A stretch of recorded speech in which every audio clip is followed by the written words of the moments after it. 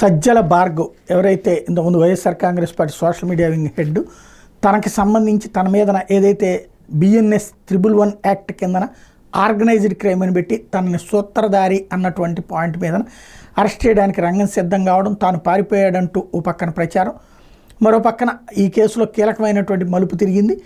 భార్గవ్కి సంబంధించి సోషల్ మీడియాలో అసభ్యకర పోస్టులు పెట్టిన వ్యవహారంలో భార్గవ్ రెడ్డి మీద నమోదు చేసిన కేసులలో భారతీయ నాగరిక సురక్షా సమితి చట్టంలోని సెక్షన్ 35(3) ప్రకారం నోటీసులు ఇచ్చి వివరణ తీసుకోమని పోలీసులకు హైకోర్టు ఆదేశించింది.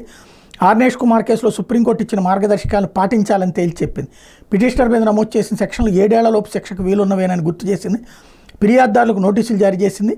వ్యాజ్యాల మీద విచారణ ఫిబ్రవరి 1 వారానికి వాయిదా వేసింది. హైకోర్టు న్యాయమూర్తి జస్టిస్ BVLN చక్రవర్తి గురువారం ఈ మేరకు ఉత్తర్వులు ఇచ్చారు. ఎన్టీఆర్ జిల్లా సైబర్ క్రైమ్ పోలీసులు, పశ్చిమ గోదావరి జిల్లా భీమవరం 1వ పట్టణ పోలీసులు CID నమోదు చేసిన మరో 2 కేసులను కొట్టేయాలని కోరుతూ భార్గవ్ రెడ్డి హైకోర్టు ఆశ్రయిస్తే ఇచ్చినటువంటిది. తద్వారా అరెస్ట్ మీద స్టే వచ్చినట్టే, ఇంతకుముందే స్టే వచ్చింది, ఆ స్టే కొనసాగుతుంది. సేమ్ టైం విచారించాలి తప్పించి అరెస్ట్ చేయొద్దన్నటువంటిది ఆదేశమైనది.